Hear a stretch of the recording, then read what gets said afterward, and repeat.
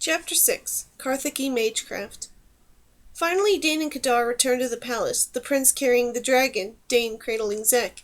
They entered by the marble water stairs that led from the river to the guest quarters. On her arrival that first day, the girl had been too busy keeping Zek warm to notice the statues on either side of the stairs. She stopped now to look them over. The crowned images were both Osborne, one simply dressed, with birds on his shoulders and a pile of scrolls and books at his feet. The other draped in robes, a jeweled scepter in one hand, a crystal orb that sparked with golden green fire in the other. In case you'd forgotten whose house this is. Kadar's dry remark was made quietly, for her ears alone. The ambassador from Toussaint and his staff had come out to take the air. You could say my uncle has two faces. He smiled politely as the others approached. The ambassador shook his head. It did not go as well today, he remarked with a sigh. Problems arose over fishing rights. One could have wished for a more flexible attitude from all parties. If only the strait between your lands were not so narrow. The sky was bare of even the tiniest cloud. None of them expected a loud crack of thunder to interrupt the ambassador as it ripped through the air, drawing shrieks from Kitten and Zek. Lightning flashed down from above. Splitting in two above the stairs, it struck each of the imperial statues with a roar. When Dane's vision cleared of spots, all that remained of Osborne and his two faces were globules of molten gold and charred, shattered marble. No one moved for a long moment. Then, without speaking, they all rushed inside. Returning to her room to calm down, bathe, and change for supper, she discovered something was missing. Where was the king vulture? The desk where he'd settled was empty, but its top shimmered. Rising on tiptoe to look at its surface, Kitten squawked in outrage. Dane looked. There was a message scratched into the varnished wood, in writing that glowed. Dearie, I came to fix your room, but some mortal took care of it first. Very nice work on the vulture. I'm taking him with me, so don't worry about him. We'll talk soon, never you worry. Burned into the wood and silver was the print of a rat's paw. She is getting on my nerves, Dane told Zek and Kitten. The things I am going to tell her. The writing vanished, only the paw print remained. Furious, the girl shed her clothes, muttering about gods who hung around where they weren't invited or wanted. That night's banquet was held aboard a large boat kept for the emperor's use. Once his guests took places at tables in the stern, the emperor, seated in lonely state on a deck raised above them, nodded to a nearby slave. The man lifted a silver pipe whistle to his lips and blew a wavering string of notes. In the bow and in the stern, 3 men and a veiled woman, in the scarlet master of sorcery robe from the Imperial University, clapped their hands and bowed their heads. The vessel shuddered and began to move north on the river, slowly at first, then gaining speed. Soon they were moving faster than oars or sails could drive them, while other craft drew closer to the banks to get out of their way. What a waste of magic, Dane thought to Zek. We could have stayed at the palace. Would you like to visit the university tomorrow? Asked Kadar, offering her a bowl of olives. Master Lindell will be here, and he said he wants you to see his workroom. I'd like that. Kadar, what did your uncle say when you told him about the lightning that... She stopped, puzzled. The prince was shaking his head vigorously. Don't talk about it, he ordered, his lips barely moving. Why? It happened, didn't it? And he can't have a listening spell on us, or Kit would have said something. The dragon, sampling pumpkin slices stewed in cumin, and sea urchins and bay sauce, shook her head. So why can't we talk about it? Dane asked reasonably. The prince took a deep breath, as if he were about to yell, then let it out slowly. Still hardly moving his lips, he said, Among the servants, he has spies who read lips. She digested that for a moment, and accepted the olives that Zek offered. Are there many things you aren't allowed to talk about? Kadar propped his chin on his hands. You have no idea. They had just finished their main course, stuffed goose, when Numer came over to their table. May I join you? He asked, and sat down. He leaned forward, smiling at the prince. We haven't really had a chance to chat. I understand you're studying with my friend Lindell Reed. The prince nodded. Dane peeled an orange for Zek while Kitten munched on a goose bone. What course of studies, may I ask? The relation of men, animals, and plants to one another, with a matching course in law. Next spring, if things permit, I hope to go south with Master Lindell and a group from the university to look into the causes of the drought. We're hoping, well, the masters are, I'll just be there to carry things. We hope to find some way to end it. 5 years is a long time." "I see. Commendable. With regard to your position as his heir, has your uncle arranged a marriage for you?" Dane looked sharply at her teacher. What was he doing, asking such a personal question? Kadar passed his goosebones to Kitten. "He is negotiating with the King of Gala for the hand of one of his daughters. There is also a princess in the Copper Isles whom my uncle feels is a possibility." "I see. But you are involved with girls, are you not? Students at the university, young noblewomen. Are they aware you are not permitted to marry to please yourself?" Dane, cheeks flaming, kicked Numer under the table. Kadar stiffened. "No gentleman deceives a woman in that manner, sir." "Indeed not. Stop kicking me, Dane. You understand, she is very important to a number of powerful nobles and mages in Tortle." Numer's voice was quiet, almost friendly. His eyes were hard. "Their Majesties, Lady Alana and her husband, the bear in a pirate swoop, me. All of us would take it amiss if we thought for one moment she was being trifled with, particularly by a young man who wasn't free to do the right thing by her." "Numer," Dane growled, "can I speak to you privately for a moment?" "No. Stepping on my foot won't work either. Do I make myself clear, Prince Kadar?" The younger man sat up straight, eyes glinting. "I understand you well, Master Solomon." "Good." Numer stood. It seemed to take him forever to rise. When he was up, he looked taller than ever, and faintly shadowy around the edges. "Lyndall tells me you also have an excellent memory." "I hope so." Dane covered her face with her hands as he returned to his own table and Varys. "I'm going to kill him," she whispered, shamed almost to tears. Kadar drained his cup of pomegranate juice. "Nonsense. He was just looking out for you." "I can look after myself," Dane retorted. Kadar smiled. "You are lucky to have someone who cares so much about you. He knows we're spending—" Drums began to hammer on their boat and in the distance. Alzorn rose and walked to the bow, his guests following him. Moving under the power supplied by the Master Wizards, they had reached the Imperial Harbor and Thack's Gate in little more than an hour, a voyage that normally took 3 hours. A lighthouse on the far side of the loch, admitting vessels to the commercial harbor, shone its beacon overhead. Even with its beam, it was hard to tell what lay past the loch, but Dane could just make out a forest of masts. A horn call sounded from the harbor master's tower on the breakwater. Sparks of magical gifts flared from 100 different sources just beyond the loch. Fiery ivy sprang from those sources to climb masts and twine around yardarms. More and more such vines sprouted, until Dane realized that each belonged to a single ship, docked or anchored in the commercial harbor. Another horn call. A shout went up from the assembled ships. The vines grew brighter, larger, until they burned like trees around the shadowy mass. Now the entire harbor was visible, as colored lights bounced off shield rims, armor, and spear points. They were looking not at civilian shipping vessels, but at war galleys with 2 or 3 banks of oars, fully manned. The whistle on the Emperor's barge trilled again. From among the guests, Master Chioke and 3 other mages, who'd been pointed out to Dane as the most powerful at the Imperial University, stepped up to join the red-robed mages. Chioke and those wizards who had been with the guests lifted their arms to point upward. Magical fires stabbed into the cloudless night. The mages who had brought them downriver leaned over the rails, allowing their power to fall into the water. Timbers creaked, wooden joints popped. Fire ran from one red-robe's hands to the next, until the whole lay in a disk of light. Chioke and the 3 mages in civilian dress cried a single word. The streams of light from their hands broadened. Slowly, its timbers groaning, the boat rose into the air. Kitten shrieked. "No, stop, Kit," Dane whispered. "Be quiet, understand?" The thought of what might happen if any mage lost his or her concentration made her queasy. The dragon shifted from paw to paw, chattering angrily as she buried her face in Dane's skirts. Kadar knelt beside them, petting Kitten's slender neck. "I can't say that I blame her," he growled softly. "I hate it when he does things like this.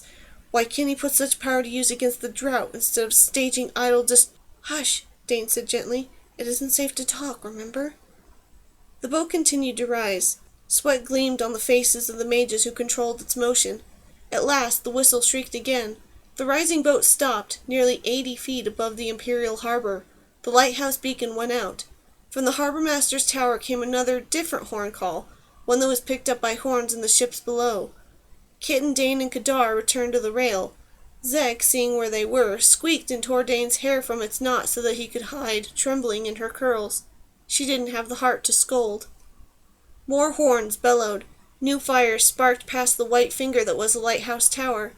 Like those in the harbor, these new flames became vines growing up and along some dark trellis. They flared, magic piercing the night, to reveal hundreds of vessels lying at anchor past the harbor. There was a roar or shout of some kind. Torches were set to globes that burst into flame. They were balls of liquid fire, lit as they rested in the slings of catapults aboard the famous Carthaki war barges. At one catapult per barge, Dane calculated, there were 20 outside the harbor, forming solid ranks between the breakwater and the naval vessels farther out. "Is he mad?" Kadar whispered, appalled. "This isn't just the northern fleet. He's brought the western one up as well. Did he do it to brag?" A hand gripped his arm.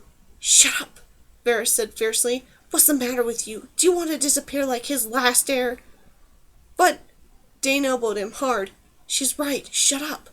Kitten closed her jaws lightly on the prince's leg. "If I tell her, she'll bite," Dane said coldly, "and you haven't been bit till a dragon does it." Kadar's hands clenched, but he shut his mouth and gritted his teeth. They could see his jaw muscles twitch. The Emperor's boat hung in the air for a few more moments, then descended slowly. Except for sailors passing on orders, no one aboard said a word. Only when they were safely in the river Zakoi again did Kitten release the prince's leg. The red-robed mages who had brought them downriver were replaced by 4 new, fresh masters. They clapped in unison and were bowing their heads when a ringing sound, like a gong being struck, shattered the air. It was followed by another, and another, and another. It sounded, Dane realized, like a horse's walk. The air around the harbormaster's tower was glowing. From the Emperor's frown, this was not part of his planned entertainment. The clanging drew nearer. Around the tower's side and down the shortest breakwater, enclosed in a loose ball of light, appeared a golden rider on a golden horse. The clanging sound came from the animal's hooves as they struck the boulders. Together, rider and mount were twice, nearly 3 times larger than normal. Both slumped, as if stricken with weariness or grief, the horse's muzzle barely a foot off the ground. The sword and shield that the man held drooped from his hands. "Goddess bless," whispered Kadar. All around them hands made the sign against evil. "Do 2-leggers grow so big?" asked Zek, awed. "No," Dane whispered.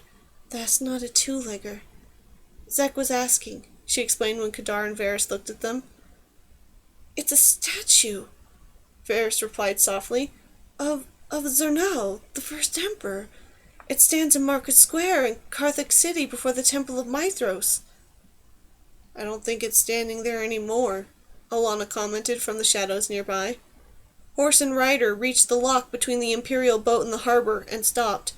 The horse reared, pawing the air with his forelegs. The rider cried out a word in a voice like a giant gong. Again he cried out. The 3rd time he shouted words in a strange guttural language. He pointed to their vessel with his sword. Instantly magical defenses went up, forming walls of light between those on board and the statue, but no attack came. The horse gathered itself and leaped, clearing the lock, to land on the seawall on the far side, with a ringing crash. Horse and rider galloped down the wall, striking sparks from the granite boulders. Just before they reached the lighthouse, the glowing figure leaped off onto the ocean's surface and raced across it, dodging the naval vessels and heading north. Dane watched in silence as the glow that surrounded them faded and was gone. "What did he say?" Varys asked Kadar, voice hushed.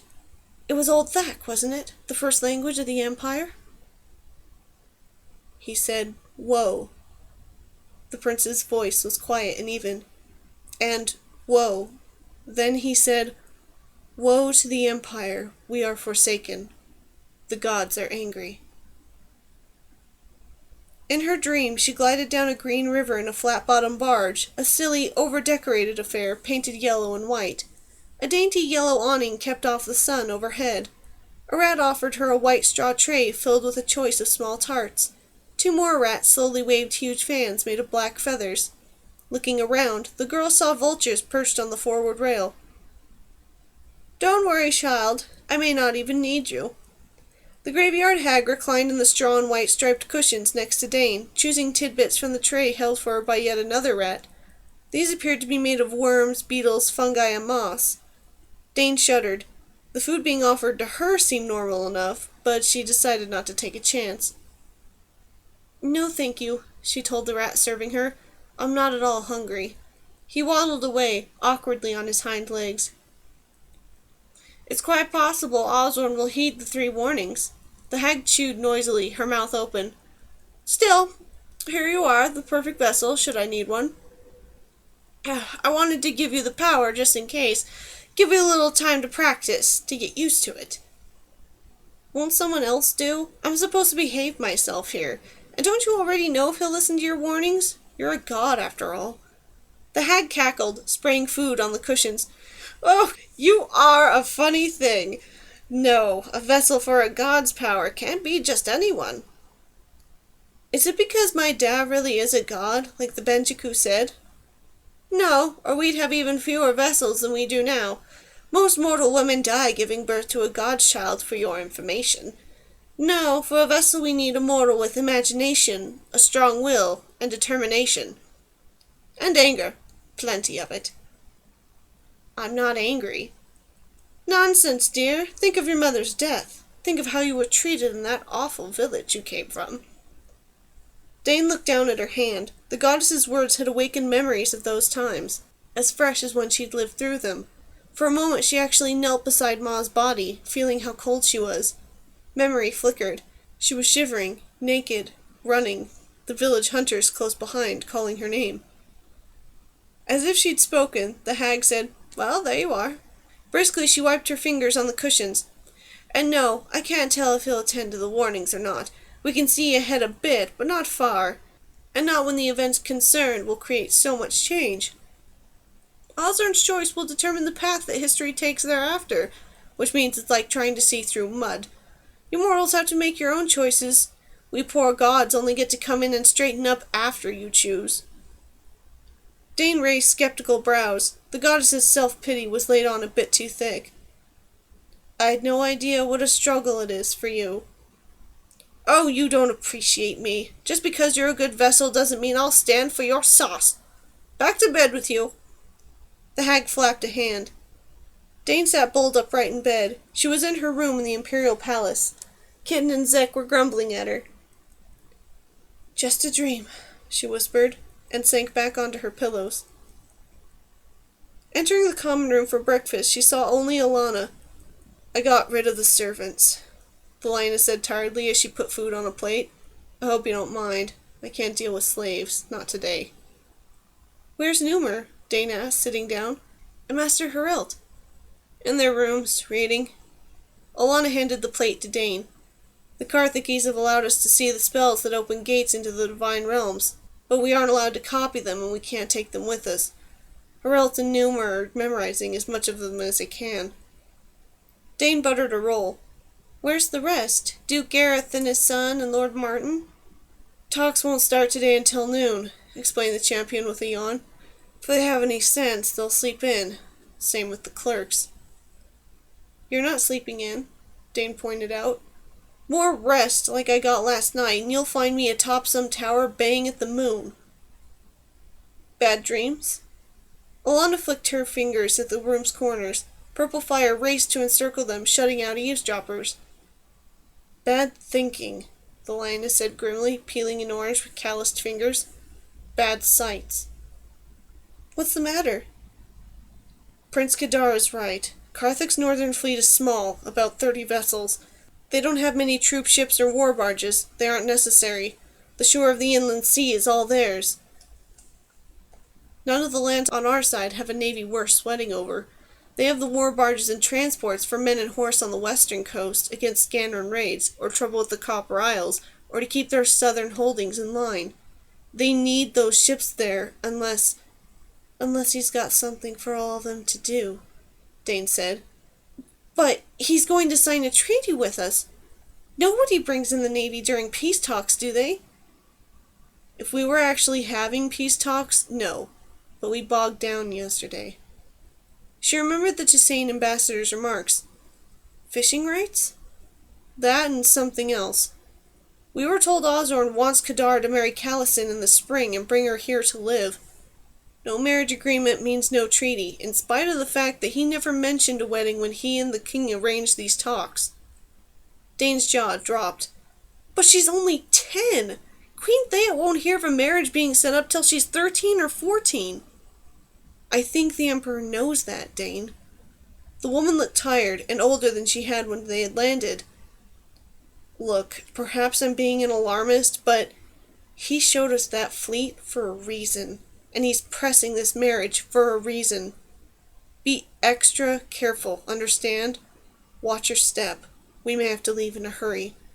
Our permits to be here are good only so long as he says they are. She explained everything to Zek and Kitten as she fed them and got ready to go. On their way to meet Kadar in the guest courtyard, she peered into Numerous' room, hoping for a word with him. Although the door was open, black fire sparkled in the entrance. She could just see him through it, stretched out on the bed with a book in front of his nose. Zek touched the fire and squeaked, yanking his paw back. Did that hurt? Dane asked.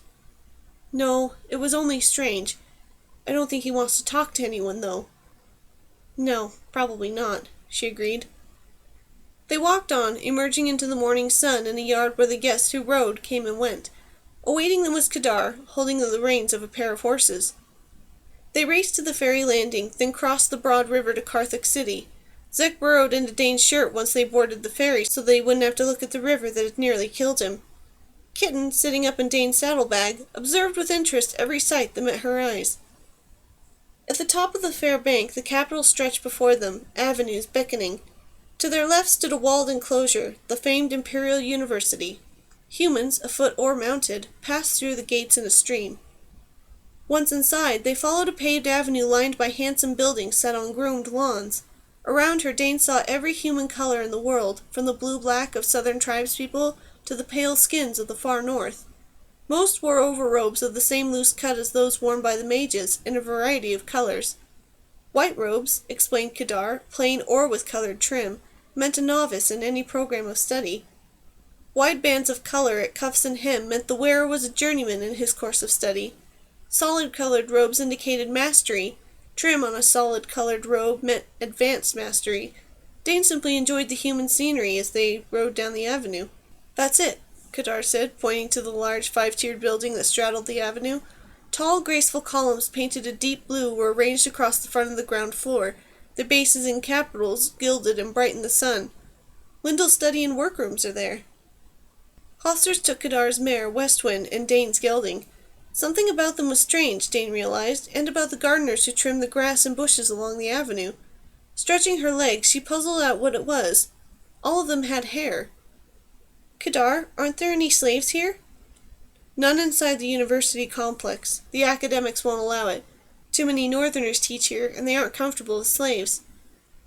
I can't imagine why, Dane muttered. What is that supposed to mean? Are you uncomfortable with slavery? Yes. It's the first time you've mentioned it. The girl shrugged. Ma always taught me that when you're visiting someone else's house, you shouldn't be carping about the way they clean. Besides, we're supposed to be on our best behavior here. The peace between us is more important. That's what Duke Garrus said. Thinking of those warships the night before, Dane shivered. To a girl whose family had been murdered by raiders, those ships were a bloody promise. She would do anything to prevent its unfolding. Kadar picked up Kitten and led the way to doors behind the blue pillars. And what do you think of slavery? Don't worry, I won't repeat it. To Kitten he said, and no one's listening, right? The dragon nodded vigorously. It makes me think of cages, replied Dane, and cages make me feel like I can't breathe. Me too, said Zek, peering up at her.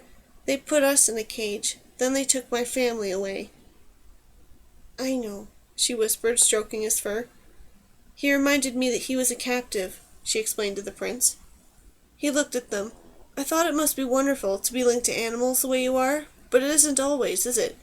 I have a bad enough time just knowing human sadness, let alone the sorrows of every other living creature. He shifted Kitten's weight to his hip so that he could carry her one-armed. You aren't anything like what I expected.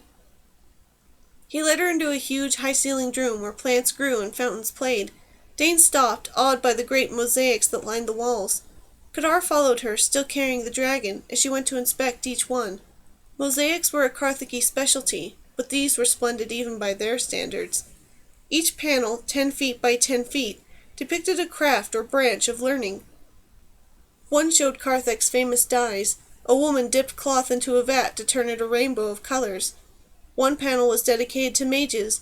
A red-robed man was halfway transformed from human to horse. A yellow-robed woman had plants growing from outstretched palms. And behind them a black-robed figure, back to the viewer, opened a fiery portal in a nighttime sky. Other panels were dedicated to astronomy and engineering, as well as to glass-making, weaving, and metalworking. The picture Dane liked the least was of a soldier in the scarlet tunic and gold of the Red Legion, standing with one foot on the back of a fallen black man who reached vainly for a spear. To his left, a brown woman in green brocade lifted her hands, pleading. To his right, a pale woman in the tall headdress and tiered gown of eculatum pushed forward two naked children, a boy and a girl, in chains. Our glorious heritage. Kadar's voice was very soft, his lips barely moved. The splendid empire. We loot our conquests until they can no longer feed themselves. Then we take the money from what food and goods they buy to pay for wars to acquire more conquests. She stared up at him, astonished. He noticed and smiled crookedly. It's true. What's the matter? You're not exactly what I expected either, she said frankly. And what did you expect? She brushed Zek's mane with her fingers as she considered her reply. Someone who enjoyed being imperial more. What did you expect of me? He grinned and tweaked her nose. Someone who ate with her fingers. There you are! Lyndall approached, hands out in welcome, open robe flapping behind him. I am late, forgive me. I just found a reference to ignominance, and I was trying to locate its source. Come, I think perhaps the Analects of Uthagil the Blasphemer. Or perhaps it was Thorold Moonax. Kadar rolled his eyes at Dane as they followed their host down a long corridor. I do not eat with my fingers, she whispered, trying not to smile. The improvement in the Emperor's birds is astonishing, Lyndall told Dane over one shoulder. It's impossible to tell if they were ever ill. He is very pleased with your work. Don't be surprised if he invites you to remain, and even offers you a bribe to do so. There's nothing he has that I want, Dane said. I was just glad to help the birds. Which is as it should be, the mage said with approval. Is she heavy? He asked, looking at the prince and kitten. Could I hold her? Kit? Dane asked, and the dragon nodded. Kadar gave her to Lyndall, who looked startled. She hasn't the weight I would expect of a creature of her mass. Dragons are hollow-boned, like birds, the girl explained. Numer found a scroll that told all about dragons from when they lived in the mortal realms. The Draconian Codex, Lyndall and Kadar said together, and smiled at each other. Making several turns down long corridors, they finally reached their destination, a door with a brass nameplate bearing the words, Master Lyndall Reed, Plants, Animal Behavior, and Habits. Let me in, dolt, Lyndall said, and the door opened. That's how he talks to the key spell, explained Kadar. I almost feel if there was a sprite at work, not a spell. Lyndall placed Kitten on the floor and dumped his robe next to her. A small, not very clever, spiteful one. The robe glided through the air to drape itself over a hook on the wall. That spell Dane had seen before in Numer's tower. What about your assistant? She inquired, greeting a very large turtle who seemed to have full run of the room. He was pleasant enough to Dane, but tried his best to take a bite of Kitten, who screeched at him. Zek, mistrustful of anything that tried to bite, climbed to the top of Dane's head and clung there. Out on field work for the day. Lyndall glared at the still open door. Close up, he said crossly. I don't want any visitors until further notice. Meekly the door obeyed. To the turtle he added, And that will be enough out of you, Master Sunstone. Picking up the great reptile, who was pursuing Kitten's tail, he carried him across the room to a door behind a cluttered desk. He opened it and put the big reptile inside. Dane, watching, noticed something in there that looked uncomfortably like a human form on a bier, covered with a dark cloth. Lyndall shut the door before she could get a better look. What do you think? He asked, waving a hand to include their surroundings. Dane put the odd shape out of her mind and looked around. Along the walls were small kingdoms and huge glass tanks. Some were landscapes with plants, streams, and enough room for small animals to live comfortably. One tank was set up like a pond, with underwater greenery and rocks to feed and shelter the fish and frogs who lived there.